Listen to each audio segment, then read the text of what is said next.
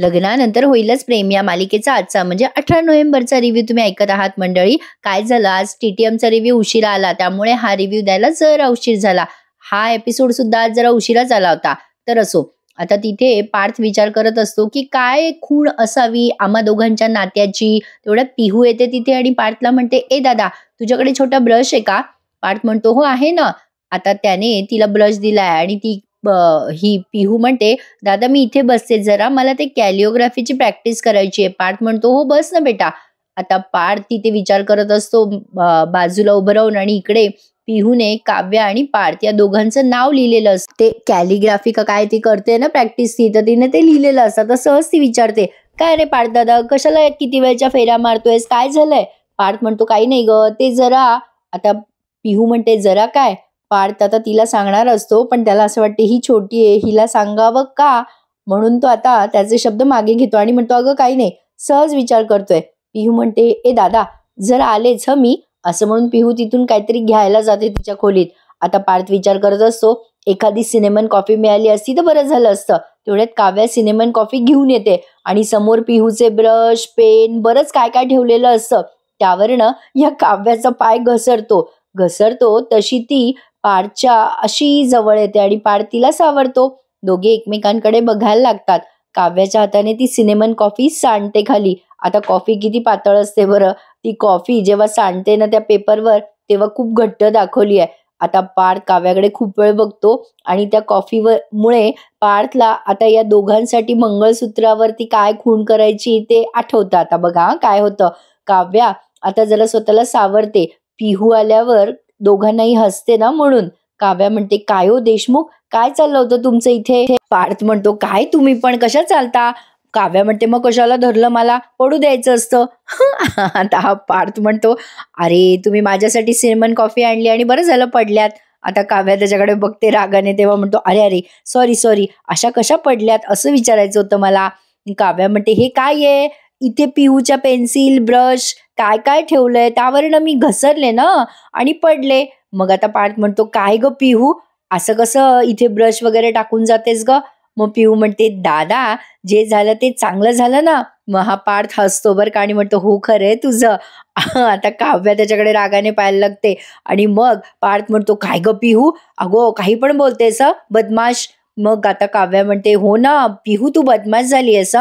पार्थ म्हणतो, राहू द्या, मी उचलतो हे सगळे पेन वगैरे. मग तेवढ्यात काव्या म्हणते, काही गरज नाहीये तुम्ही हे सगळं आवरायची, मी आवरते ते ब्रश वगैरे. तुम्ही जर पडलात ना यावरनं देशमुख, तर मी काही तुम्हाला सावरू शकणार नाही. पार्थ म्हणतो, राहू द्या, मी आवरतो. काव्या म्हणते, चुप्प बसा, एकदम चुप्प बसा. देशमुख गप्प बसा, तुम्ही आणि ही पिहू दोघेही गप्प बसा, मी आवरते हे सगळं. असं म्हणून आता ही काव्या ते सगळं आवरत असते आणि पार्थ मागे तिच्या बसून मनातल्या मनात विचार करत असतो आणि असं फील करतो की अरे वा, बरंच झालं, काय रोमॅन्टिक पोजमध्ये होतो आम्ही दोघं आता, काय छान वाटलं. पण मला आमच्या दोघांच्या नात्यांची खूण काही सापडेना. आता त्याच्या हातामध्ये ते कॉफी सांडलेला पेपर असतो बरं का. आता ती कॉफी लगे वाळली पण बरं का प्रेक्षकांनो. आता ते बघतो आणि त्याला अचानक क्लिक होतं, अरे वा, आलं माझ्या लक्षात. आणि त्याला क्लिक होतं की आपण मंगळसूत्र वगैरे असं काव्यार्थ नावाचं करूया. म्हणजे ऍक्च्युली ना प्रेक्षकांनो त्याने एक्सपोज नाही केलाय, पण आता तो मनातल्या मनात विचार करतो, अरे वा, सापडलं मला. आता काय सापडलं ते आता आपल्याला येणाऱ्या एपिसोडमध्ये कळलंच. पार्थ आता विचार करतो, नावातून नात्याकडे जायचंय, वा वा, असा त्याने स्वतःच्याच मनाशी विचार केला. प्रेक्षकांनो, आता काव्या आणि पार्थ या दोघांचं काव्यार्थ असं शॉर्ट नेम त्यांनी लावलंय. तसं जीवा आणि नंदिनी बद्दल काही हॅशटॅग सुचवाल का हो? जरा विचार करून सांगा बरं. मला काही आठवे ना, पण तुम्हाला आठवलं तर मला कमेंटमध्ये नक्की कळवा. तर असो, आता जीवा आलेला असतो घरी आणि मानिनी त्याच्याशी आता बोलायला जाते. भयंकर थकलाय बरं का बिचारा काम करून करून. मानिनी म्हणते, अरे काय रे बेटा, अरे जीवा, म्हणजे आलास का? खूप थकलेला दिसतोयस रे बेटा. नाही, मान्य आहे मला, तुला तुझ्या मनाविरुद्ध काम करावं लागतंय, पण बाळा तुझा दिवस कसा गेला? नाही तरी पण असंच विचारते. जीवा म्हणतो, काय गाई, तू झोपली नाहीस अजून? मानिनी म्हणते, नाही ना बेटा, तुझ्या कामावर जायचा पहिला दिवस होता, तू घरी आल्याशिवाय, तुला पाहिल्याशिवाय थोडीच झोप लागणार होती मला, आणि तुझ्या पोटात गेल्याशिवाय तर अजिबात झोप लागायची नाही मला. चल ना रे बेटा, जेवायला चल, म्हणजे दमल्यासारखा दिसतोयस तू. आता जीवा म्हणतो, अगं आई, दिवसभर चारा खाणाऱ्या आणि फक्त फिरणाऱ्या या वळूला अचानक कामावर जुंपल्यावर कसं होईल? जीवा स्वतःला वळू म्हणतो म्हणून मानिनीला कसं तरीच होतं. ती म्हणते, जीवा चल, काहीतरीच काय बोलतोयस रे स्वतःबद्दल असं? जीवा म्हणतो, नाही ग आई, तसं नाही, पण आज बरं झालं नंदिनी आली मला घ्यायला, त्यामुळे पहिल्या दिवशी मला बसचे धक्के तरी नाही खावे लागले. मग आता मानिनी म्हणते, अरे हो, नंदिनी आली होती ना तुला घ्यायला, ती मला म्हटली होती जाताना. कुठे आहे ती? आता जीवा म्हणतो, अगं आई, ती स्कूटी पार्क करते, आलीच आतमध्ये. त्यावर आता मानिनी म्हणते, बेटा तू जर हातपाय तोंड धू, तुझ्या आवडीची काळ्या वाटाण्याची उसळ केली आहे. जीवा म्हणतो, नाही ग आई, मला भूक नाहीये. बाबांनी ना खूप कामं सांगितली होती ऑफिसमध्ये, पण 8 कामांपैकी 3च कामं झाली आहेत, बाकीची कामं नाही झाली आहेत ग आई अजून. मानिनी म्हणते, असं काय करतोस बेटा? अरे आधी पोटात हवं ना तुझ्या काहीतरी. अरे पहिलाच दिवस होता तुझा आणि बाबा पण काही बोलणार नाही तुला, घेतील ते समजून. जीवा म्हणतो, आई त्यांनी मला समजून घ्यावं, मला फेवर करावं असं नाही वाटत. मानिनी म्हणते, नाही हा, तू काही न खाता पिता राहणार आहेस का? तू आधी जेवून घे मग काम कर. जीवा म्हणतो, नाही न ग आई, प्लीज, ऑलरेडी मी बाबांच्या नजरेत पडलोय. मला ना आता पुन्हा आणखीन हे सगळं वाढवायचं नाहीये ग. मला ना आता सगळं काही छान करायचंय. हा म्हणजे आता मला जास्त मेहनत करावी लागेल ते सगळं ठीक आहे, पण तरी आई प्लीज मला झोपू दे, मला कामही करायचंय. असं म्हणून तो आता त्याच्या खोलीत निघून जातो. मानिनीला फार वाईट वाटते, लेकराची परवड तिला बघवत नाहीये, पण काय करणार. विक्रमने आता चांगला शिस्तीचा बडगा जीवाला दाखवायला सुरुवात केली आहे. आता इथून पुढे त्यांनी एक गाणं ऐकवलंय प्रेक्षकांनो. अरे हो, काल मी तुम्हाला त्या गाण्याची लिंक दिली होती बघा कमेंट सेक्शन मध्ये. ते गाणं जरा छानच वाटलं होतं मला. आजचं गाणं जरा म्हणजे यांच्या सिच्युएशनवर आहे, थोडं सॅड सॉन्ग होतं. आता वेगवेगळी गाणे ते दाखवतात बरं का प्रेक्षकांनो या मालिकेत, म्हणजे ऐकवतात सिच्युएशन पर आपल्याला. आता जीवा झोपलेला असतो. नंदिनीला फार वाईट वाटतं. बिचारा न जेवता खावताच झोपला, एवढा तो थकलेला आहे. त्याला सवय नाहीये ना प्रेक्षकांनो कामाची, आणि कसं होतं ज्याला कामाची सवय नाहीये त्यांनी एकदम एवढं सगळं काम केल्यावर थकायला होणारच. नंदिनी आता त्याच्या पायातले ते सॉक्स वगैरे काढते आणि ते बूट काढते आणि त्याचं व्यवस्थित सगळं सेटअप करून देते आणि त्याला झोपी घालते आणि त्याच्याकडे बघत राहते. आणि काही आठवणी तिला आठवतात आता जीवाच्या, ते नेहमी मालिकेत दाखवतात तसं. खूपच अतिरेक करतात बाबा कधी कधी मालिकेत ह्या अशा सगळ्या आठवणींचा. उगाच सीन वाढवायची कामं आहेत प्रेक्षकांना, दुसरं काही नाही. तर असो, नंदिनी आता त्याच्या डोक्यावरनं हात फिरवते फिरवते आणि असं तिलाही झोप लागून जाते. बिचारी तीही जागीच आहे ना प्रेक्षकांनो. तिला छान वाटतंय की तो काम करतोय जीवा, पण त्याच्या मनाविरुद्ध काम करावं लागतंय त्याला. या गोष्टीचं वाईट वाटतंय या जीवाच्या बायकोला, म्हणजे नंदिनीला आणि मानिनीला सुद्धा, जीवाच्या आईला सुद्धा. आता नंदिनीचा पण डोळा लागतो बरं का बसल्या बसल्या, आणि त्यांनी लगेच पहाट झालेली दाखवली आहे. पहाटे पहाटे नंदिनीचा डोळा उघडतो तेव्हा तिच्या लक्षात येतं की अरेच्चा, जीवा कुठे गेले सकाळी उठून. जीवा अगदी शहाणं लेकरू झालंय बरं का, म्हणजे रात्री पण तो उशिरा येतोय आणि सकाळी लवकर उठून ऑफिसला जातोय. नंदिनी विचार करते, अरे देवा, जीवा कुठे गेले न सांगता. आता ती पटकन उठते आणि तिचा मोबाईल घेते आणि जीवाला फोन करते. आता जीवा ऑलमोस्ट ऑफिसला पोहोचलेला असतो बरं का. नंदिनी म्हणते, हॅलो जीवा, अहो कुठे आहात तुम्ही? अहो मला दिसला नाहीत, केव्हाची मी तुम्हाला इथे बघत होते. आता ती फाईल पण बघते, ऑफिसच्या वस्तूही त्याच्यात इथे नसतात जीवाच्या. आता ती विचारते, नंदिनी कुठे गेलात सकाळी सकाळी? गेलात ते गेलात आणि सांगूनही नाही गेलात. जीवा म्हणतो, अगं नंदिनी, इतकी पॅनिक नको होऊस.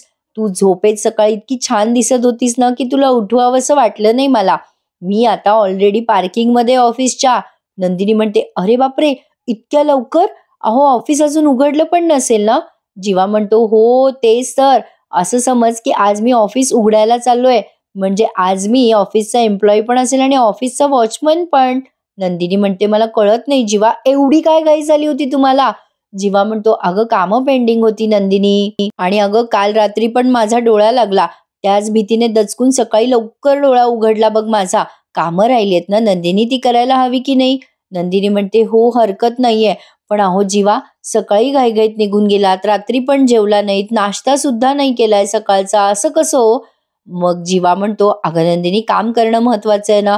नंदिनी म्हणते, मग काय उपाशी राहणार आहात का? तब्येत नाही सांभाळणार का स्वतःची? खरंय ना प्रेक्षकांनो, आधी पोटोबा मग विठोबा.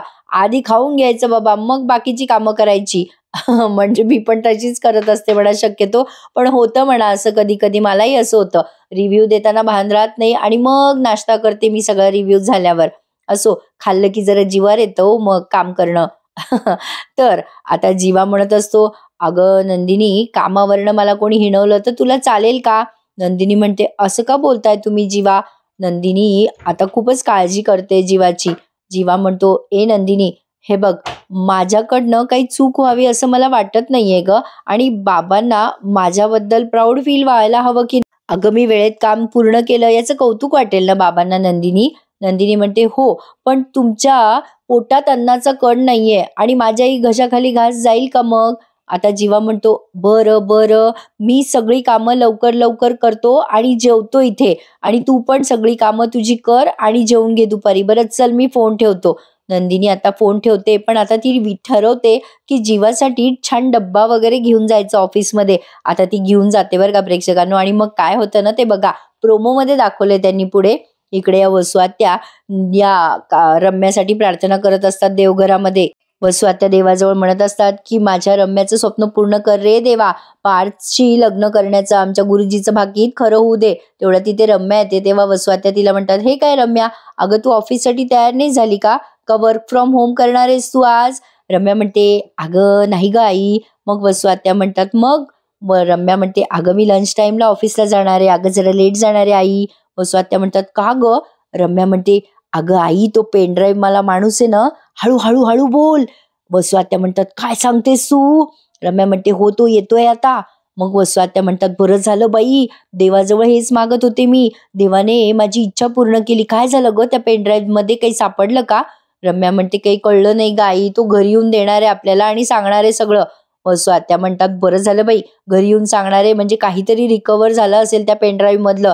येऊ दे येऊ दे, कळेल आपल्याला की मानिनी त्या दिवशी एवढी तावातावाने का रागवत होती ते. हेही कळेल आपल्याला की काव्याचा या सगळ्या प्रकरणाशी काय संबंध आहे. वसुआत्या आता रम्याशी हे सगळं बोलतात आणि थोड्याच वेळात लगेच तो हॅकर म्हणजे जो कोणी तो पेनड्राईव्ह नीट करणार आहे ना, तोही आला बरं का. आता इथे या पार्थने मानिनीला ती चिठ्ठी दाखवली आहे. मानिनी ते बघते आणि म्हणते, अरे वा, काव्यार्थ, छान छान, बेस्ट आहे हे. पार्थ, तू एरवी ते युनिव्हर्स का काय म्हणतो ना, ते 11-11 वाजल्यावरती इच्छा मागायची, काय ते डेस्टिनी इच्छा पूर्ण करते वगैरे. पार्थ म्हणतो, आई त्याचं काय? आता मानिनी म्हणते, अरे बाबा मिस्टर काव्यार्थ, हे तुमच्या डेस्टिनीने सगळं घडवून आणलं ना. पार्थ म्हणतो, हो आई, मला हे भलतंच आवडलंय. मानिनी म्हणते, हो, मला पण आवडलं. काव्यार्थ म्हणजे तुमच्या नात्याला अर्थ देणारं साजेसं असं डिझाईन होईल बघ यात. का आता पार्थ म्हणतो, हो गाई. मग मानिनी म्हणते, एक काम करते, आता विक्रमला मी सांगते, बघा बघा तुमची मुलं रोमॅन्स करण्यात कशी पुढे गेली आहेत. तुझ्या बाबांना वाईट वाटेल जरा, मग तेही जरा विचार करतील रे माझा. पार्थ म्हणतो, आई तू काय विचार करशील ना, तुझं काही नेम नाही बाबा. आता मानिनी म्हणते, चालू असते रे आमचं आपलं सेकंड इनिंग मध्ये काहीतरी, पण आता तू काय प्लॅन करणार आहेस पुढे पार्थ? पार्थ म्हणतो, आई आता हे डिझाईन घेऊन जातो ज्वेलरकडे आणि त्याला सांगतो की छान दागिना काहीतरी बनवून दे, म्हणजे रेडी होईल ना त्यांची परीक्षा होस्तोवर हे सगळं. त्यावर आता मानिनी म्हणते, अरे दागिना म्हणजे तू मंगळसूत्रच करणार आहेस ना. पार्थ आता थोडासा दचकतो मनातनं. मानिनी म्हणते, एवढं काय विचार करतोयस, तू मंगळसूत्रच करणार आहेस ना. मग पार्थ म्हणतो, ए आई, मी काय म्हणतो म्हणजे मंगळसूत्र नको, पण हे काव्यार्थ डिझाईन मी चैन मध्ये करू का? मानिनी म्हणते, नाही रे बाबा, अरे आजकाल नाव म्हणून सुद्धा मंगळसूत्र असतं डिझाईनचं, फॅशनचं. अरे कर कर, मंगळसूत्रच कर तू. पार्थ म्हणतो, आई तरी पण मला असं वाटतं की नको मंगळसूत्र. मानिनी म्हणते, अरे का रे, तुझ्या बायकोला मंगळसूत्र देण्यात एवढा काय विचार करतोय तू? पार्थ म्हणतो, नाही ग आई, म्हणजे काव्यार्थ नावाचं मंगळसूत्र त्यांना आवडेल की नाही आवडेल, त्या एक्सेप्ट करतील की नाही म्हणून म्हंटलो ग. मानिनी म्हणते, का नाही एक्सेप्ट करणार? पार्थ, ए बाबा, बायको आहे ती तुझी आणि ती बदलली आता. आधीची काव्या आणि आताची काव्या खूप फरक आहे यामध्ये. आणि तुला सांगू का, काव्याला जर मी तुझ्या नावावरनं चिडवलं ना, तर ती थोडीशी बावरते बघ. पार्थ म्हणतो, खरंच का गाई? मानिनी म्हणते, हो, आणि तू सुद्धा तुझ्या नात्याला म्हणजे तुम्हा दोघांच्या नात्याला साजेसं असं डिझाईन शोधत होतास ना, मग मंगळसूत्र का नाही? हे कशाला आडेवेडे घेतोयस रे पार्थ? तुमचं नातं तुम्ही मान्य नाही केलं तर कसं चालेल सांग बरं? अरे तुम्ही नवरा बायको आहात ना, का पळून जाणार आहात एकमेकांपासनं? आता मानिनी असं बोलते तेव्हा या पार्थला घटस्फोटाची आठवण होते. तो विचार करतो, आपला तर घटस्फोट होणार आहे, म्हणजे असं अप्लाय केलंय आपण, घटस्फोट झाल्यावर काव्या हे मंगळसूत्र मिरवतील का गळ्यामध्ये? मानिनी म्हणते, काय रे बाबा, किती विचार करतोय? पार्थ आता ते घटस्फोटाचं सगळं आठवत असतो. मानिनी म्हणते, ए बाबा, इतका विचार नको करूस. बरं तुला काय करायचं ते कर, मी त्या ज्वेलरला फोन करते आणि चहा ठेवलाय मी गॅसवर, आलेच. आणि मग जाता जाता स्वतःच्याच मनाशी त्या पुटपुटतात. बाई गो, मस्तच आहे हे काव्यार्थ. पार्थ आता एकटाच विचार करत बसतो की मंगळसूत्र करावं की चेन करावी. काय वाटतं प्रेक्षकांनो तुम्हाला, पार्थ मंगळसूत्र करेल की चेन करेल काव्यासाठी? मला नक्की सांगा हं. तर बघा, आता पुढच्या सीन मध्ये वसू आत्याच्या घरी आलाय, म्हणजे वसू आत्याच्या समोर आलाय तो हॅकर. तो जो पेनड्राईव्ह घेऊन गेला होता ना रिकव्हर करायला, तो आता तो आल्या आल्या कोणाशी तरी फोनवर बोलत असतो. हो आओ, आमचा बिझनेस आहे तो डाटा रिकव्हर करून देण्याचा. वसू आत्या वसकतात त्याच्यावर आणि म्हणतात, ए काय रे, तू काय आमच्या घरी फोनवर बोलायला आला का रे? आता पेन ड्राईव्ह द्यायला आला होता तू ते दे ना, काय झालं त्याचं? आता तो माणूस म्हणतो, आणलाय आणलाय, हे घ्या तुमचा पेनड्राईव्ह. आणि या नवीन पेनड्राईव्ह मध्ये मी थोडा थोडा डेटा रिकव्हर केलाय. वसू आत्या खुश होतात आणि म्हणतात, ए ते फोनवर नको बोलत बसू, आधी मला सांग सगळा डाटा रिकव्हर केला का तू? आता पुन्हा तो फोन घेत असतो तेव्हा रम्या म्हणते, ए तुला कळत नाही का माझी आई काय बोलते? सगळा झाला का डेटा रिकव्हर? मग आता तो माणूस म्हणतो, नाही हो, मला फक्त 8च सेकंद रिकव्हर करता आलंय. वसू आत्या म्हणतात, ए बाबा काय, अरे तुला सगळा डेटा रिकव्हर करायला सांगितला होता ना? तो माणूस म्हणतो, अहो काय हो, या पेनड्राईव्हचा चुरा झाला होता, निदान ते 8 सेकंद दिसले हे बरं समजा, चला मी येतो. असं म्हणून त्याने त्याचा मोबाईल घेतला रम्याच्या हातातून हिसकून आणि निघून जातो. आता वसू आत्या वैतागतात आणि म्हणतात, काय यार हा माणूस पण, रम्या 8 सेकंदात काय दिसणार आहे आपल्याला? रम्या म्हणते, आई 8 सेकंद तर 8 सेकंद, बघू ना त्याच्यात काय आहे. दोघी मायले की नवीन पेनड्राईव्ह घेऊन पळायल्यात आता खोलीत. इकडे नंदिनी काहीतरी करत असते, म्हणजे जीवासाठी छान स्पेशल डिश बनवतीये ती, काहीतरी मशरूम का काहीतरी केलंय तिने. तेवढ्यात काव्या येते आणि म्हणते, ताई ताई ताई, लव्ह यू सो मच. काय करतेस तू? अगं किती छान घमघमाट सुटलाय इथे स्वयंपाकघरात. आता नंदिनी म्हणते, काय काय म्हणजे हवंय काय तुला? नंदिनी आता असं म्हटल्यावर काव्या म्हणते, ए ताई, मला काय हवंय तुला चांगलं माहितीये, आणि तुझ्यापेक्षा छान कोणाला माहिती माझ्या मनात काय चाललंय ते. तुझं काय चाललंय ताई? अगं मी एवढी दिवसभर अभ्यास करते आणि तू स्वयंपाकघरात काय काय बनवते? कसला भारी घमघमाट सुटलाय घरात.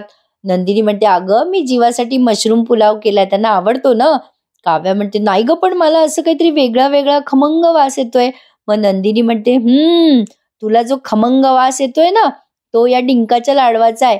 अय्या प्रेक्षकांनो, आम्ही पण आज लाडू करणार आहे बरं का थंडीचे. कालच दळून आणलं, रविवार होता ना, आता आज छान त्याचे लाडू बांधेल मी. तुम्ही सुद्धा थंडीचे लाडू नक्की खायला हवेत या 2 महिन्यात. तेवढंच आपलं शरीराला काहीतरी पोषक तत्वे मिळतात. एरवी तर बाकीचं अन्न काही कसदार नाहीये, पण तेवढंच काहीतरी आपलं हातभार असो. आता काव्या म्हणते, ताई तू डिंकाचे लाडू माझ्यासाठी बनवलेत?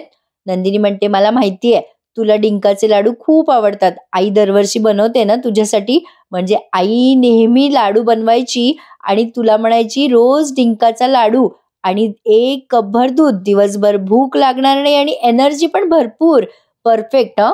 आता काव्या म्हणते, कसले मस्त लाडू झालेत ताई, खूपच छान झालेत लाडू. आता काव्या खूप इमोशनल होते आणि मग तिला मिठी मारत म्हणते, ताई तुझा माझ्यात खूप जीव आहे ना? नंदिनी म्हणते, मग काय, आहेस माझा जीव. तुझी बडबड, तुझे सिक्रेट खूप आवडतात मला ऐकायला. काव्या भाऊकून म्हणते, थँक्यू सो मच ताई, थँक्यू. पण काय ग ताई, जन्म जे गेलेत का ऑफिसला, काय चाललंय त्यांचं? मग नंदिनी म्हणते, काही नाही ग, गेलेत बिचारे ऑफिसला, करतात जीव तोडून काम.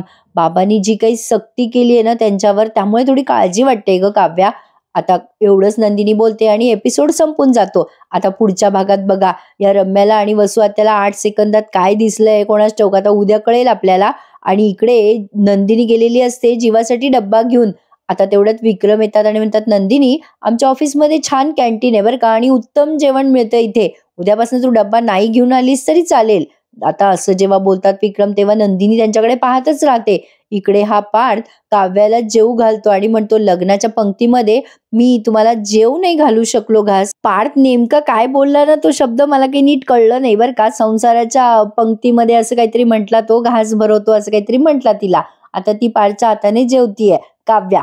असो, बघूयात आता उद्याच्या एपिसोडमध्ये काय होतं. आजचा एपिसोड तसा ओके ओके होता प्रेक्षकांनो. टीटीएमचा एपिसोड पण आज त्यांनी खूप ओके ओके दाखवला.